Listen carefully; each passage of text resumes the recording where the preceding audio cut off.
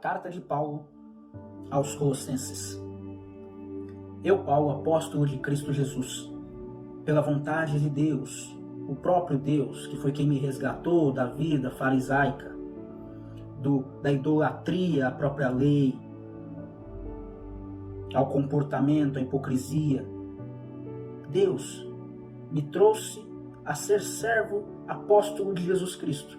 Hoje escrevo essa carta junto com Timóteo, aos santos irmãos e fiéis em Cristo que estão em Colossos, graças a vós e paz da parte de Deus, nosso Pai, e da do Senhor Jesus Cristo. Graças damos a Deus, Pai de nosso Senhor Jesus Cristo, orando sempre por vocês de Colossenses, porque nós ouvimos falar da vossa fé em Cristo Jesus e do amor que vocês têm para com os santos, porque esse é o testemunho que alguém desperta, que alguém demonstra quando se converte de fato a Cristo. Aqueles que olham já identificam uma nova natureza. E Paulo aqui está descrevendo aquilo que foi dito para ele, porque alguém olhou e identificou na igreja de Colossenses, na igreja de Colosso, já os frutos do Evangelho. Por quê? Por causa da esperança que vos está reservada nos céus, o qual vocês já antes ouviram pela palavra da verdade do Evangelho. Vocês de Colosso ouviram o Evangelho, que é palavra firme e verdadeira. Deixaram essa semente do Evangelho entrar no coração de vocês e hoje frutifica. E vocês se apegaram na esperança de um dia ir para o céu, na esperança de receberem, através da obra de Cristo Jesus, Filho do Deus vivo, vocês receberam essa esperança de encontrar Deus na eternidade. E o Evangelho, que é a boa nova, foi espalhado entre vocês e chegou a vocês, assim como também tem chegado a todo mundo e vai frutificando em vocês.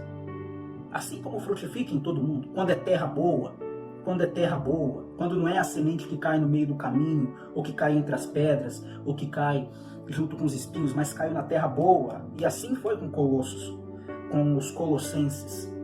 A semente caiu em terra boa e frutificou, e assim se cair em terra boa, que é você, que crê e que quer botar em prática e seguir os ensinamentos de Jesus, frutificará. Caiu em terra boa essa semente e foi frutificando. Desde o dia em que vocês ouviram a graça de Deus em verdade, desde o dia em que vocês descobriram, através do Evangelho, que é a boa notícia da salvação, vocês descobriram que o Pai amou tanto a sua criação que entregou o seu único Filho para qualquer um que viesse a crer nesse Filho, não perecesse, mas tivesse vida eterna. Assim como vocês aprenderam de Epáfras, nosso amado irmão, que para vós é um fiel ministro de Cristo, o qual nos declarou, Epáfras nos declarou também o amor que vocês têm no Espírito de Deus. E por essa razão, nós também, desde o dia em que ouvimos essas palavras de Epáfras, não cessamos de orar por vocês e de pedir que vocês sejam cheios do conhecimento e da sua vontade, da vontade de Deus, e em toda sabedoria e inteligência espiritual vocês cresçam em Deus, para que vocês possam andar dignamente diante do Senhor, agradando-lhe em tudo e frutificando em toda boa obra e crescendo no conhecimento de Deus. Mas para você frutificar em toda boa obra e crescer no conhecimento de Deus, primeiramente você tem que andar com o Senhor, o caminho, a verdade e a vida. O Jesus, o Cristo, o Verbo encarnado. Quando você anda nele, quando você fixa suas raízes nele, do Senhor, aí você frutifica em boas obras e cresce no conhecimento de Deus. Assim como uma árvore, assim como a semente que é lançada numa terra boa, nasce, cria raízes, cresce uma árvore fincando-se na terra, produzindo ótimos frutos, assim é o ser humano que deixa a semente do Evangelho firmar em seu coração, entrar na terra de seu coração, deixa ela se enraizar em Cristo Jesus, no ensino de Cristo Jesus. Ela cresce em conhecimento de Deus, frutifica, se torna uma gigantesca árvore de boas obras. E quem olha de longe vê os frutos, e é pelos frutos que se conhece um filho de Deus, o servo de Cristo. Não é pela roupa, não é pelo cabelo, não é pelo tênis, se o corpo está com tatuagem, não é pelo piercing, é pelos frutos. E esses frutos Epáfras identificou nos Colossenses, informou a Paulo, e Paulo está aqui rasgando elogios a ele, dando graças a Deus, de que a semente boa frutificou em Colossenses, aos Colossenses.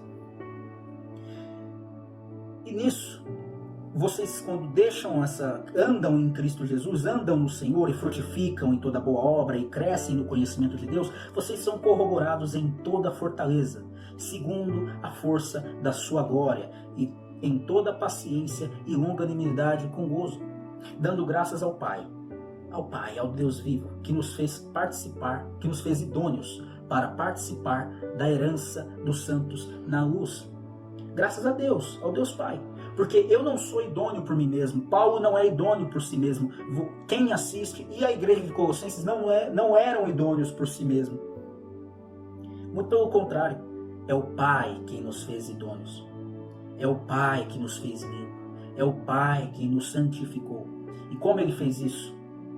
Ele, através da obra dele, entregando seu único filho para que fosse na cruz, fosse sacrificado na cruz, levando as nossas transgressões, as nossas iniquidades, o castigo que caiu nele nos trouxe a paz.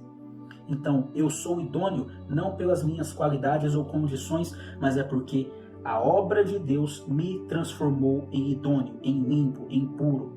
Não por mim mesmo, mas é por Ele. Porque o sacrifício dele é maior do que o meu pecado. A obra dele sobrepuja as minhas transgressões. O Cordeiro de Deus, os efeitos do Cordeiro de Deus é maior do que o pecado que habita em mim. Então, graças ao Deus Pai que nos fez idôneos, a obra dele nos fez idôneos para participar da herança dos santos na luz, ou seja, para que eu tenha chance de salvação. Para que eu tenha chance de salvação, Deus precisou agir. O qual, o nosso Deus Pai, nos tirou da potestade das trevas. Ele quem veio e nos resgatou e nos transportou para o reino do Filho do seu amor. Nós éramos como ovelhas desgarradas, mas a obra de Deus nos tirou das trevas e nos transportou para o reino do Filho do seu amor. O reino de Cristo, que não é desse mundo. Nós teremos parte nele. E tem muitas moradas lá, como o próprio Jesus diz. E é a obra do Pai quem permitiu que tudo isso acontecesse. E é essa esperança que os colossenses se apegaram lá no capítulo, no versículo 5. É essa esperança baseada nesse evangelho que eles se apegaram. E é nisso que eles se converteram. E esse Deus que nos tirou da potestade das trevas e nos transportou para o reino do seu Filho, do seu amor, e é nesse Filho em quem nós temos a redenção pelo seu sangue, a saber, a remissão dos nossos pecados. Porque quando ele foi crucificado e consumou-se ali todas as dores e sofrimentos e aflições e todo o castigo que poderia recair sobre o homem, recaiu em Deus. Porque aquele era Deus. E no sangue de Deus naquela cruz, eu fui limpo. Eu me transformei, eu fui transformado em idôneo, eu fui purificado, eu fui santificado, eu fui justificado pelo sangue daquele que foi para a cruz, o qual é a imagem do Deus invisível e o primogênito de toda a criação. O Jesus, aquele menino Jesus que veio da Virgem Maria, nasceu de Belém, andou entre os homens, curou muitos, ensinou muitos, andou por toda a região da Galiléia, Jerusalém. Aquele Jesus, ele é a imagem humana do Deus invisível. O Deus que você nunca viu, nunca tocou. Não é um Deus palpável. Não está em mármore, não está numa placa, não está numa pintura. Aquele Deus que você não tem condições de descrevê-lo em forma de aparência. Ele se fez homem. Ele se fez homem e andou entre nós. Porque em Cristo Jesus, Paulo está dizendo, nós temos visivelmente a representação do Deus que é invisível. Porque Jesus é o Verbo, e o Verbo estava com Deus, e o Verbo era Deus. Todas as coisas foram feitas por intermédio dele, sem ele nada do que foi feito teria sido feito, e o Verbo se fez carne e habitou entre os homens. Jesus é o Verbo, que é Deus. Jesus é a representação visível de um Deus que nós nunca vimos. e é o primogênito de toda a criação. Tudo foi criado por intermédio dele. Ele vem antes de todas as coisas, antes de todo o universo existir. Ele é. Jesus é. Cristo é. E ele e o Pai são um. Porque nele foram criadas todas as coisas que há nos céus e na terra, visíveis e invisíveis, sejam tronos, sejam dominações, sejam principados, sejam potestades. Tudo foi criado por ele, para ele. Tudo foi criado por ele e para ele. Quando Deus disse que haja luz, a palavra é Cristo. Quando Deus diz que haja firmamento, a palavra é Cristo. Jesus estava com Deus, era Deus. Tudo foi feito por intermédio de Cristo Jesus. Jesus é Deus. É Deus, andando entre os homens. E Ele é antes de todas as coisas. E todas as coisas subsistem por Ele, existem por Ele.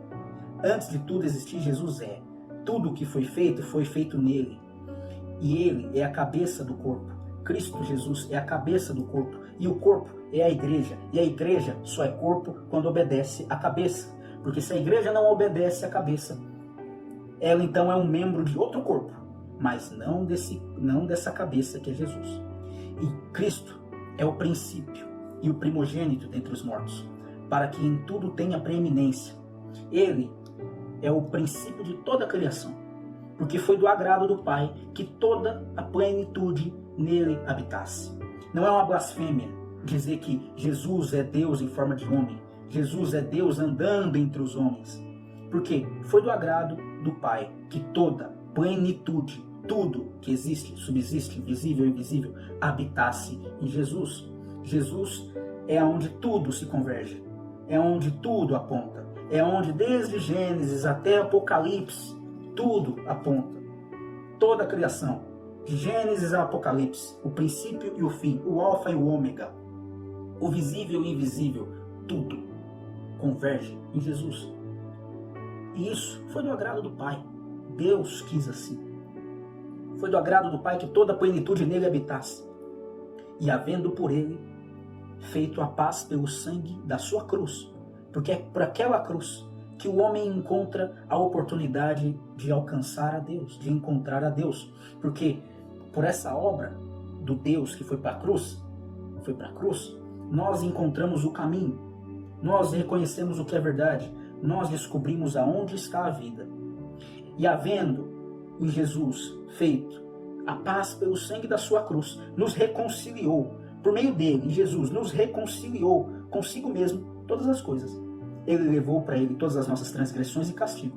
E nós hoje temos a condição de ser chamados de filhos de Deus. De olhar para cima e falar: Pai, eis aqui o teu filho. E ele dizer de lá de cima: Filho, eis aqui o teu Pai. Porque as minhas transgressões que me impediam de chegar até Deus foram lavadas, limpadas. E em Cristo justificado eu estou. E justificado eu encontro graças diante do Pai.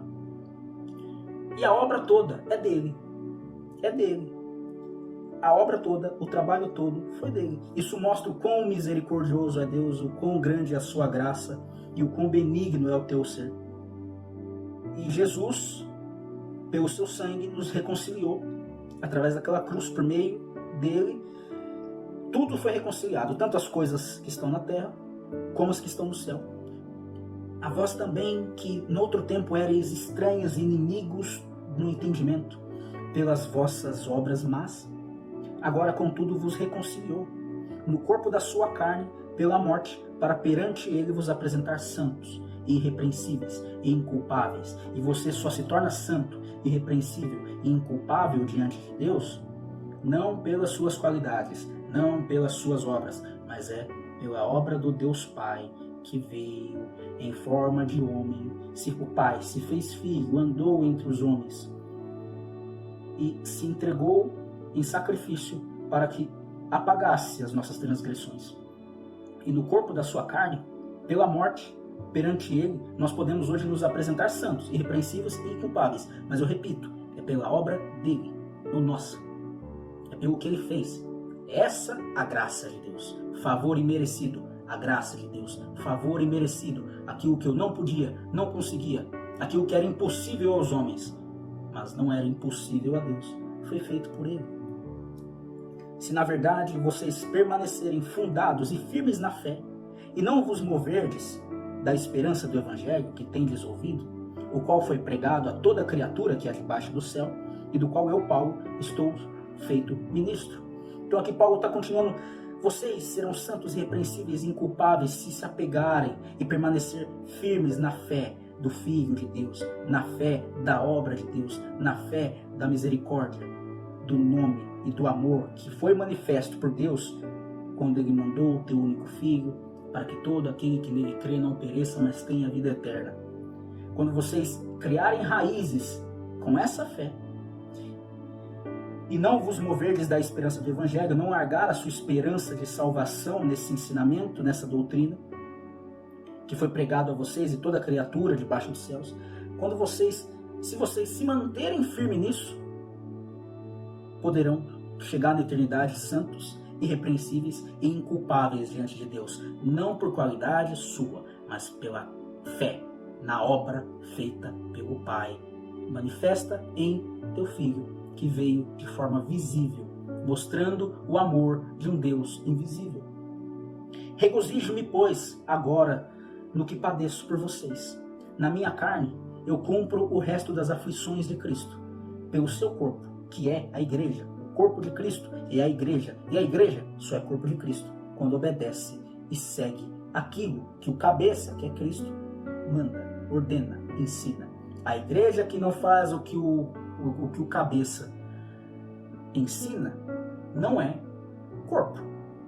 Um corpo que não obedece à cabeça não é um corpo da mesma cabeça, da qual eu estou feito ministro, segundo a dispensação de Deus. Deus me fez, Paulo, ser ministro do Evangelho.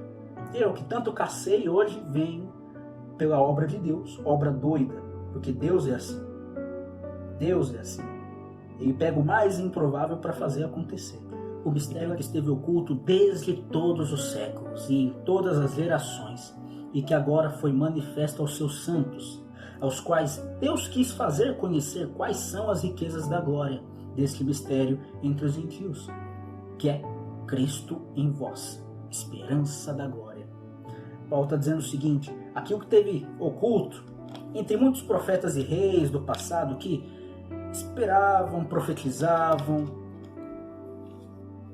previamente falavam sobre a vinda do Messias, sobre a obra de Deus, a nós foi manifesto. Aqueles que nasceram, que andaram entre o ano Marco 0 até o 33 da nossa era, viram o Deus em forma de homem, viram manifesto o amor de Deus naquele homem, na obra de Deus em Cristo Jesus.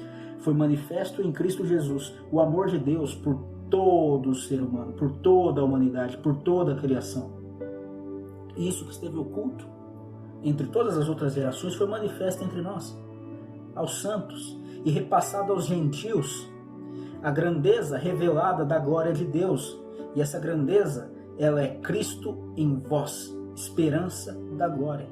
Cristo em ti é a esperança da glória na vida eterna. A quem Jesus é a quem nós anunciamos, admoestando e instruindo a todo homem e ensinando a todo homem em a toda sabedoria, para que apresentemos todo homem perfeito em Jesus Cristo. Apresentemos todo homem perfeito em Jesus Cristo. Eu não sou perfeito por mim mesmo, eu não sou santo por mim mesmo, eu não sou bom por mim mesmo. Em Cristo Jesus eu sou uma nova criatura. E a minha imperfeição é subjugada pela perfeição de Cristo em mim. E para isto também eu trabalho, combatendo segundo a sua eficácia, que obra em mim poderosamente. Assim eu, Paulo, também trabalho para me tornar perfeito em Cristo, para me tornar santo em Cristo, para me tornar idôneo em Cristo, para me tornar justo em Cristo. Eu, Paulo, e eu, Adriano. Paulo e Adriano não são perfeitos, não são santos, não são justos, não são bons. Mas Paulo e Adriano são perfeitos justos, bons e santos em Cristo. Fora de Cristo não há justificação, perfeição, santidade, purificação. Porque não é pelas nossas obras, mas é pela obra dele em nós.